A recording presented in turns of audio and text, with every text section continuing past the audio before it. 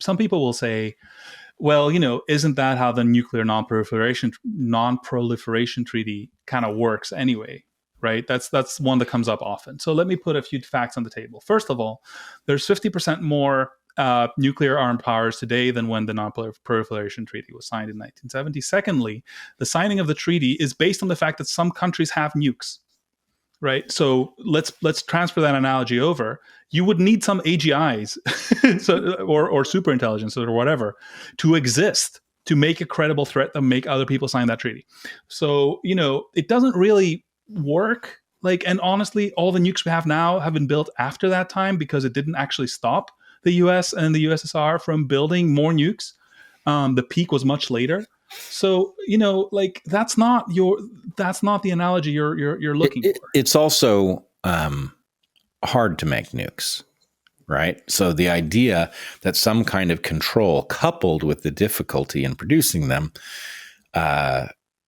would have some sort of a positive benefit in a world that does not mirror the AI world of today. It's a terrible analogy. Let's put it that way. We haven't destroyed the smallpox we have. Yeah. We people like to keep powerful things. There's no that's not Vladimir Putin is on the record in 2017 saying whoever controls AI will control the world. I don't know what world they're yes, it will. That's the sort of thing it will require. It will require world war, right? If you could get a few powers to be sane. But people are not, the US and the USSR, Russia today, not the YouTube channel, have not destroyed their samples of smallpox, right? You tell me what the beneficial use of that is. I can tell you many beneficial uses of AI, right? But people are just not in the power of giving up, not in the habit of giving up things that yield power. So, the non-workiness of that idea, and you know what will happen? Actually, let's put that on the table too. So there was this AI pause letter, right? That was circulated, and they said, we want for at least 6 months. I want to highlight that letter said at least 6 months, not 6 months, at least 6 months. Pause, right? As if there's some sort of switch that can be pressed somewhere, and that will apply to the Chinese labs and the secret NSA facilities and the the basement labs under the Kremlin and whatever. But whatever, what happens is that the research goes underwater, right? It goes to places where we can't see it. It goes to places where people can't make arguments about why it's unsafe. And just to give you an example, that very letter cited certain things that were successful examples of pausing research. One of the things it cited was gain of function research. I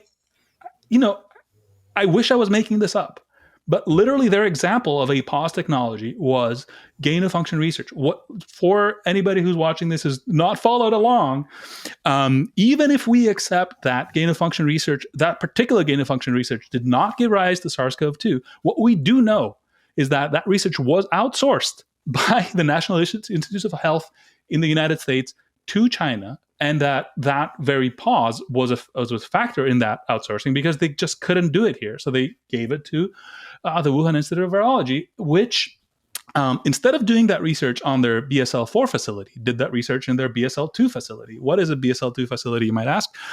Well, let's say it's got the biosecurity level of your dentist's office, right? Something like that, right? And they said, well, it wasn't, I don't know, there was some complicated argument, but that knowledge made several top virologists who were previously supporting WAV to say, okay, no, wait, you didn't tell me that, right? I thought you were doing BSL-4.